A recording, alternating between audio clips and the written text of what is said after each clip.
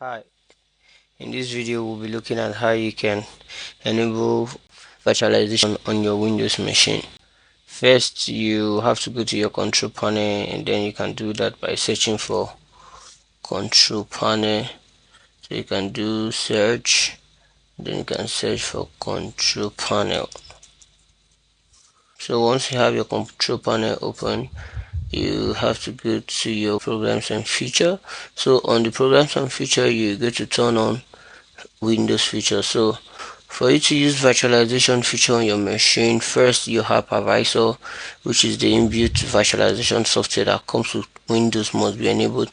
So on your own end, you must have this checked and also checked, and also you need the virtual Hyper-V platform checked. Once you have your Hyper-V and then your Hyper-V management tool and platform enabled, of course you should have Hyper-V up and running in your environment. For some, this might not really solve your issues because you might have virtualization feature disabled on your BIOS, so you have to go through the second step to actually enable that if you don't have it enabled on your BIOS. So in order for you to do that, you first have to shut down your machine. Shut down, so it goes down. So we wait for it to shut down completely. So that's the button blinking. I want the power off completely. So of course you can use the restart option, that's fine, whichever option, but I just want to shut it down. At boot.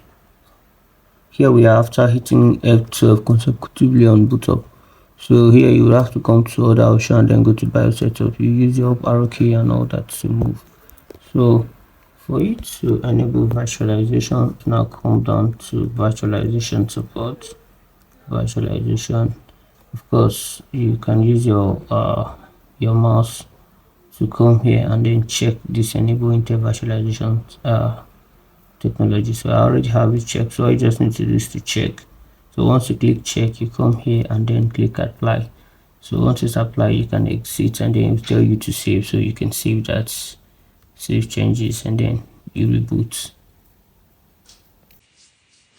So if you got that step correctly, you should have a virtualization feature enabled for your machine so that you have your hypervisor up and running. So by clicking on window and then search for Hyper-V manager, you get to see your hypervisor platform up and running. So in subsequent video we'll look at how you get to create virtual machines using hypervisor. We'll talk about best practices and all that. Yeah, thank you.